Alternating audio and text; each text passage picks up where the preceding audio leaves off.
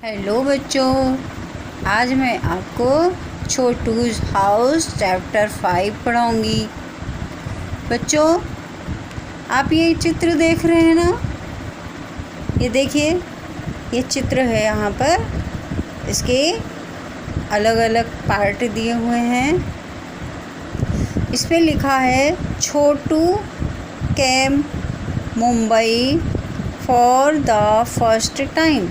इसका मतलब क्या हुआ कि छोटू, ये एक बच्चे का नाम है छोटू, और छोटू पहली बार मुंबई आया। तो बच्चों, आपको पता ही है कि मुंबई जाने का कितना क्रेज़ होता है सब बच्चों में।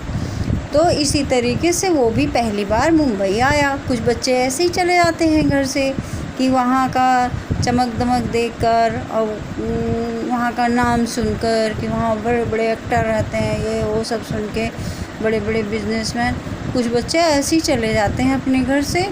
तो ऐसे ही एक छोटू की स्टोरी है यहाँ पर। ये छोटू पहली बार मुंबई आया। अब मुंबई आया तो फिर उसके पास कोई जान पहचान का नहीं था, कोई घर नहीं था, कुछ नहीं था, वो तो अकेला था, चला आया। अब क्या हुआ, वहाँ हुई बारिश। जब बारिश हुई तो वहाँ छोटू भीगने लगा। क्यों भीगने लगा? क्योंकि छोटू के पास कोई घर नहीं था। छोटू के पास जब कोई घर नहीं था तो भाई वो भीग रहा था।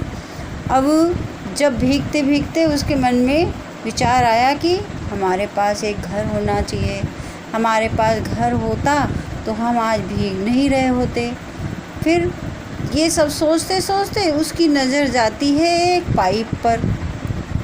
बच्चों, ये गोल घेरा जो बना है वो क्या है? पाइप है। कौन सा पाइप है?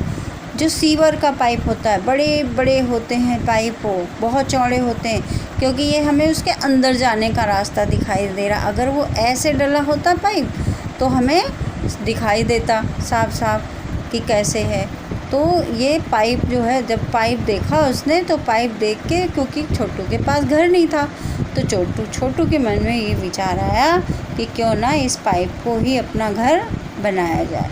और छोटू उस पाइप के अंदर जाके रहने लगा।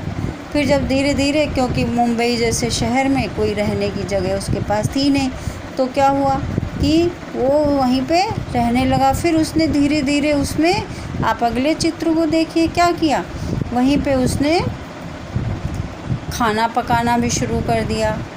वहीं पे अपना रस्सी वस्सी बांध के कपड़े भी सुखाने शुरू कर दिए। देखिए, सब पानी वानी की भी व्यवस्था कर लिया उसने। तो क्या होता है कि उसने धीरे धीरे उसमें अपना घर बना लिया। और इस वाले चित्र से हमें क्या पता चल रहा है कि हमें हमारे जीवन के लिए, देखो ये खाना बना रहा है ना, तो खाना, और ये क्या है? कपड़े। तो कपड़ा, और ये जो पाइप बना हुआ है इसको क्या बनाया? घर। तो हमारे जीवन में खाना, कपड़ा और घर होना बहुत आवश्यक है हमारे जीवन के लिए। और कोई चीज़ें हो या ना हो, पर हमारे जीवन के लिए ये तीन चीज़ें, खाना, कपड़ा और घर, बहुत ही ज़रूरी हैं।